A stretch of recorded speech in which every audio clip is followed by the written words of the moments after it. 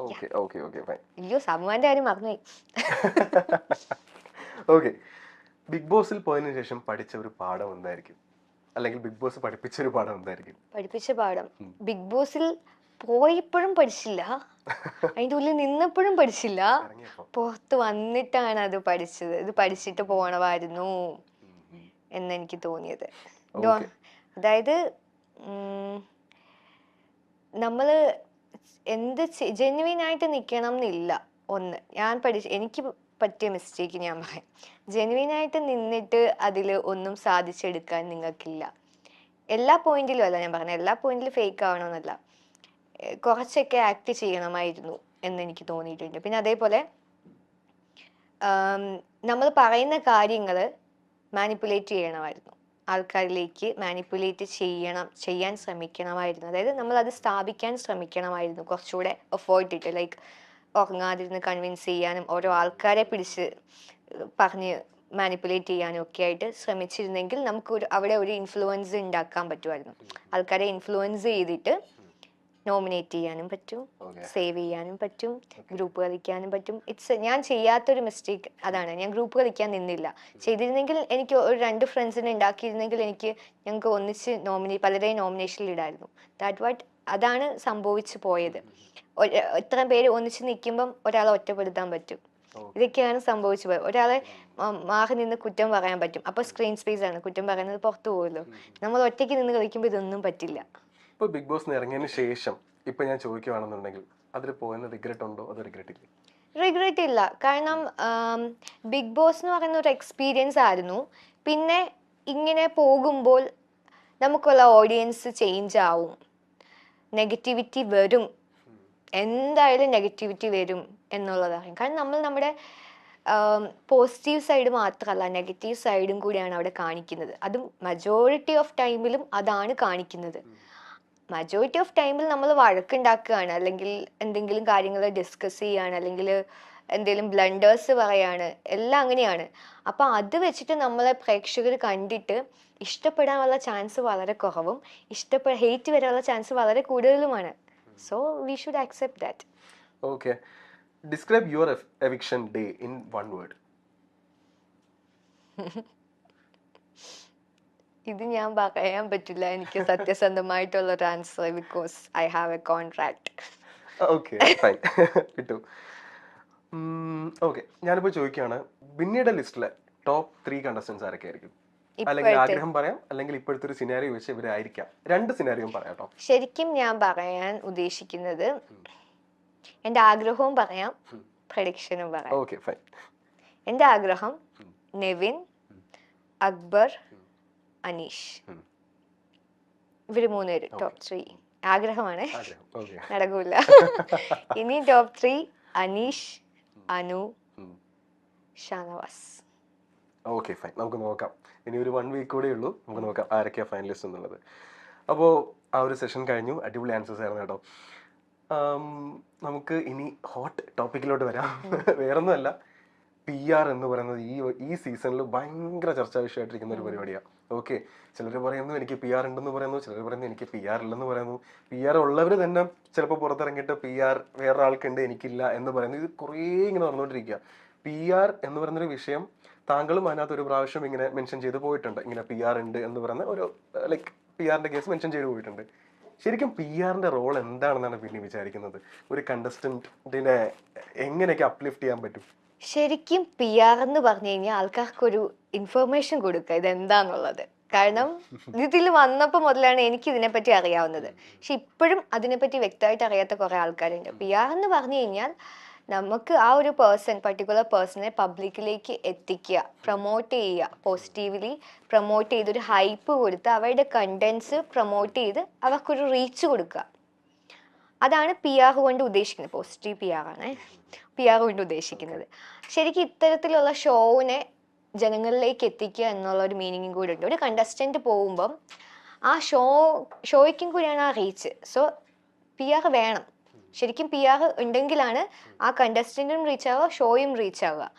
അങ്ങനെ PR ചെയ്യുന്ന തെറ്റാന്ന് ആരും പറഞ്ഞില്ല. PR-ന്റെ ഇഷ്യൂ ഞാൻ മാത്രമല്ല സംസാരിച്ചത്. ഫസ്റ്റ് ഓഫ് ഓൾ ഇത് ഹൗസിൻ്റെ ഉള്ളിൽ പലതവണ ചർച്ച ചെയ്യപ്പെട്ടിട്ടുള്ള കാര്യങ്ങളാണ്. ഈവൻ അനുമോളുടെ പി ആറിനെ പറ്റി അനുമോൾ പലരുടെ അടുത്തും പറഞ്ഞിട്ടുണ്ട്. കോ കണ്ടസ്റ്റൻസ്, നിങ്ങൾ ആരൊക്കെ എവിക്റ്റായി വരുന്നുണ്ടോ എല്ലാവരുടെ അടുത്തും ഇൻ്റർവ്യൂ എടുക്കാൻ ചാൻസ് കിട്ടുവാണെങ്കിൽ ചോദിക്കുക. ഇത് ഞാൻ പറഞ്ഞല്ല അവർക്കറിയാവുന്നത്, ഓരോ കണ്ടസ്റ്റൻസിനും. അനുമോൾ പറഞ്ഞിട്ടാണ് അനുമോളുടെ പി ആറിനെ പറ്റി അറിയാവുന്നത്. സോ അനുമോൾ കുറച്ച് എന്തെങ്കിലും കാര്യങ്ങൾ വരുമ്പം ഇത് ആ ഹൗസിൽ ചർച്ച ചെയ്യപ്പെടും. അനുമോൾക്ക് പി ആർ ഉള്ളതുകൊണ്ടല്ലേ ഇവളിങ്ങനെ കാണിക്കുന്നതെന്നുള്ള സംസാരങ്ങൾ പലപ്പോഴായിട്ട് വന്നിട്ടുണ്ട് ഹൗസിൽ. ഇതുകൊണ്ടാണോ എന്ന് എനിക്കറിയില്ല. ബിഗ് ബോസ് ഒരു ടാസ്ക് തന്നു. ബിഗ് ബോസ് തന്ന ടാസ്ക് ആണ് ഞാൻ ചെയ്തത്. ഞാൻ ഉൾപ്പെടെ ഉണ്ടായിരുന്ന എത്ര പേരാണോ എനിക്ക് ഓർമ്മയില്ല, 15 പേരാന്ന് തോന്നുന്നു, 15 പേര് ഉണ്ടായിരുന്നപ്പോഴാന്ന് തോന്നുന്നു. എല്ലാവരും മജോറിറ്റി ഓഫ് ആൾക്കാരും അനുമോളുടെ പേരാണ് പറഞ്ഞത്, ഞാൻ മാത്രമല്ല. പിന്നെ അനുമോൾ അത് നിന്നിട്ട് അനുമോൾ കൊടുത്തിട്ടില്ല എന്നുള്ളൊരു പച്ചക്കള്ളം പറഞ്ഞു. അത് അവിടെ പറഞ്ഞിട്ടില്ലായിരുന്നെങ്കിൽ ഇല്ല ഞാൻ കൊടുത്തിട്ടുണ്ട്. 16 ലക്ഷം രൂപയൊക്കെയാണ് പി ആർ എന്ന് പറഞ്ഞിട്ട് പി ആർ ടീം എന്നെ അപ്രോച്ച് ചെയ്തിരുന്നു എന്നാണ് ഞാൻ പറഞ്ഞത്. അല്ലാണ്ട് ഞാൻ ഫസ്റ്റ് വന്നത് പി ആറിന്റെ കാര്യം എല്ലാരും പറഞ്ഞു നിർത്തിയപ്പോൾ അനുമോൾ നിന്ന് പറഞ്ഞത് പി ആർ കൊടുത്തിട്ടില്ല എന്നുള്ള രീതിയിലാണ് അതിനെ നിഷേധിക്കുകയാണ് ചെയ്തത്. അപ്പോഴാണ് ഞാൻ പറഞ്ഞത് നീ എൻ്റെ അടുത്ത് പറഞ്ഞു എന്നുള്ളത്. ഇവള് തന്നെയാണ് ബാക്കിയുള്ള കണ്ടസ്റ്റൻസിന്റെ അടുത്തും പറഞ്ഞിട്ടുള്ളത്. പിന്നെ അവളാണ് ചോദിച്ചത്, എങ്കിൽ നീ പറ ബാക്കി എത്ര രൂപയ്ക്ക് കൊടുത്തു എന്ന് വരെ എനിക്ക് അറിയാമെന്ന് പറഞ്ഞപ്പം എങ്കിൽ പറ. ഇവൻ എനിക്കത് ഡ്രാഗ് ചെയ്യേണ്ട കാര്യമില്ലായിരുന്നു, ചോദിച്ച് പറയിപ്പിച്ചതാണ്. അത് പറഞ്ഞു. ഇവൻ 16 ലക്ഷത്തിന് അനുമോൾ കൊടുത്തു എന്ന് പറഞ്ഞു എന്നുള്ള തെറ്റ് മാത്രമേ ഞാൻ ചെയ്തിട്ടുള്ളൂ. അതങ്ങനെയാണെന്ന് ഞാൻ സ്ഥാപിക്കാൻ എവിടെയും ശ്രമിച്ചിട്ടില്ല. അത് ശരിയാണോ തെറ്റാണോ, 2 ലക്ഷത്തിനാണോ കൊടുത്തത്, 50,000 ആണോ അഡ്വാൻസ് കൊടുത്തത്, 12 ലക്ഷമാണോ 15 ആണോ 30 ആണോ 5 ലക്ഷമാണോ ഒന്നും എനിക്കറിയില്ല. അനുമോൾ എൻ്റെ അടുത്ത് പറഞ്ഞു. അത് കള്ളമാവാം ശരിയാവാം, അത് പ്രൂവ് ചെയ്യേണ്ട ബാധ്യത എനിക്കില്ല. ഞാൻ ഇത്രേ പറഞ്ഞിട്ടുള്ളൂ, അനുമോൾ എൻ്റെ അടുത്ത് പറഞ്ഞു. അനുമോൾ പറഞ്ഞ കാര്യം തന്നെയാണ് ബാക്കിയുള്ള കണ്ടസ്റ്റൻസും അവിടെ പറഞ്ഞത്. അന്ന് വൈകിട്ട് തന്നെ അവിടെ വെച്ച് പറയാത്ത ആദിലയും ഷാനവാസും സെയിം കാര്യം ഡിസ്കസ് ചെയ്തു, ഇതിന്റെ സെയിം മാറ്റർ. അതായത് അവരോടും പറഞ്ഞിരുന്നു, പുറത്ത് വന്ന് ജിസേൽ പറഞ്ഞു, ജിസേലിനോടും പറഞ്ഞിരുന്നു.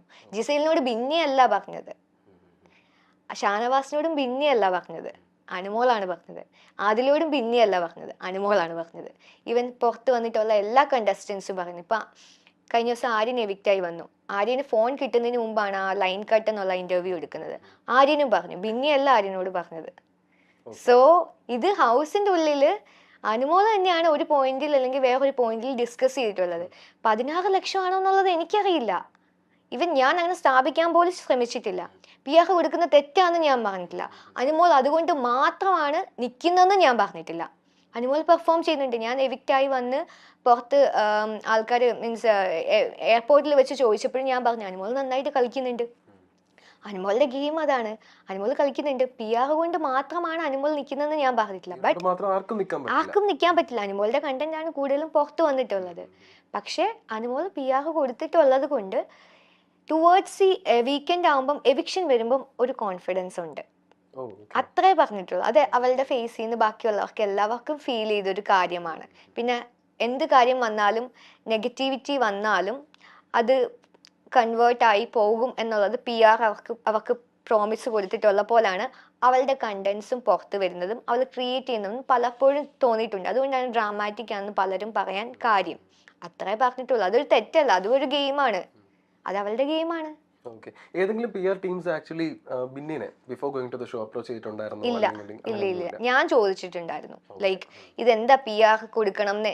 ഞാൻ പോകുന്നതിന് മുമ്പ് 2-3 കണ്ടസ്റ്റൻസിന്റെ അടുത്ത് മീൻസ് അറിയാവുന്നവരുടെ അടുത്ത് ചോദിച്ചപ്പോൾ ഇതെന്താ PR കൊടുക്കണോ വേണ്ടയോ ചോദിച്ചപ്പോൾ കുറച്ച് പേര് പറഞ്ഞു കൊടുക്കണം, കുറച്ച് പേര് പറഞ്ഞു കൊടുക്കണ്ട.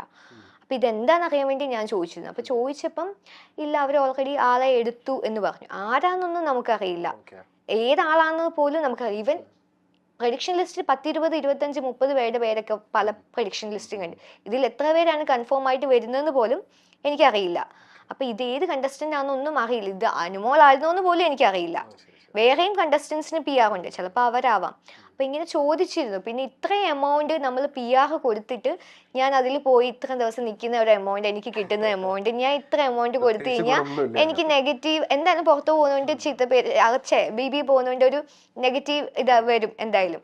പിന്നെ PR കൂടെ കൊടുത്തിട്ടായാലും എനിക്ക് അത്രയും പൈസ ലോസ് ആവുകയാണ്. ഞാൻ കപ്പെടുക്കാൻ വേണ്ടി പോയ ഒരാളല്ല. എനിക്ക് ഇതുകൊണ്ട് ഒരു ഫെയിം കിട്ടുവാണെങ്കിൽ എനിക്ക് ആക്ടിങ് ആണ് ഞാൻ ഇപ്പോൾ ചൂസ് ചെയ്തിരിക്കുന്ന കരിയർ. അത് എനിക്ക് മൂവിയിലേക്ക് ഒരു എൻട്രി കിട്ടണം, എന്നെ കുറച്ചുകൂടെ ആളുകൾ അറിയണം, പിന്നെ എനിക്ക് മണിയും ഉണ്ടാക്കണം. ഞാൻ അത് പറഞ്ഞിട്ടുണ്ട്, എൻട്രി വീഡിയോയിൽ വരെ പറഞ്ഞിട്ടുണ്ട്. ഇത് മൂന്നുമാണ് എൻ്റെ ആഗ്രഹം. ലാലേട്ടനെ കാണണം, ഇൻട്രൊഡക്ഷൻ ലാലേട്ടനെ കാണണം, ഇതൊക്കെയാണ് എൻ്റെ ആഗ്രഹം. ഞാൻ കപ്പ് എടുക്കണം എന്ന് പറഞ്ഞിട്ടില്ല. സോ എനിക്ക് PR വേണ്ട, കൊടുക്കണ്ടെന്ന് പറഞ്ഞിട്ടാണ് ഞാൻ അകത്തേക്ക് പോകുന്നത്. അടുത്ത വേറെ സെഷനാണ്. ഞാൻ കുറച്ച് കാര്യങ്ങൾ പറയാം. ഇത് അവിടെ സംഭവിച്ചിട്ടുണ്ടോ എന്നുള്ളത് മാത്രം പറഞ്ഞാൽ മതി. കുറച്ച് സ്റ്റേറ്റ്മെന്റ്സ് ഞാൻ പറയാം. യെസ് ഓർ നോ, അല്ലെങ്കിൽ ഈ പറയുന്ന കാര്യങ്ങൾ അവിടെ സംഭവിച്ചിട്ടുണ്ടോ ഉള്ള കാര്യം മാത്രം പറഞ്ഞാൽ മതി. Okay. Have you ever faked a smile in Bigg Boss house? അതായത് മറ്റവരെ കാണിക്കാൻ വേണ്ടി ചിരിച്ച് നിൽക്കേണ്ടി വന്നിട്ടുണ്ടോ? ഉള്ളില് വേറെ ഇമോഷൻസ് ആയിരിക്കാം. അങ്ങനെ അവരോടുള്ള ഹേറ്റ് കൊണ്ട് ചിരിച്ചു നിന്നിട്ടില്ല. അവരെനിക്ക് ഇഷ്ടമല്ല എന്നിട്ട് ഓക്കെ കാണുമ്പോൾ ആൾക്കാർ കാണുമല്ലോ എന്ന് വിചാരിച്ച് ചിരിച്ചിട്ടില്ല. ബട്ട് എനിക്ക് ഡൗൺ ആയിട്ട് ഫീൽ ചെയ്തപ്പോഴും ലൈക്ക് എനിക്ക് കുറച്ച് എൻ്റെ ഇമോഷൻസ് വേറെ ആണെന്നുണ്ടെങ്കിലും പക്ഷെ ഞാൻ അത് ഓവർകം ചെയ്യാൻ വേണ്ടിയിട്ട് പുഷ് ചെയ്ത് ചിരിക്കാറുണ്ട്. ഓക്കെ. ബിന്നിക്ക് മുൻപ് എവിക്ട് ആകേണ്ടിയിരുന്ന എന്നാൽ അത് സംഭവിക്കാതെ പോയ ആരെങ്കിലും ഉണ്ടെന്ന് തോന്നിയിട്ടുണ്ടോ? തോന്നിയിട്ടുണ്ട്. അതിപ്പോ എല്ലാവർക്കും തോന്നുമല്ലോ. അപ്പൊ അതിൽ കാര്യമില്ല, ഇത് പറഞ്ഞിട്ട് കാര്യമില്ല. അങ്ങനെ പിന്നെ ഓഫ് കോഴ്സ് തോന്നിയിട്ടുണ്ട്. Okay okay fine. Bigg Boss ഹൗസിൽ സ്ഥിരം ഗോസിപ്പ് പറഞ്ഞുകൊണ്ടിരിക്കുന്ന ഒരു മത്സരാർത്ഥി ഉണ്ടായിരുന്നു?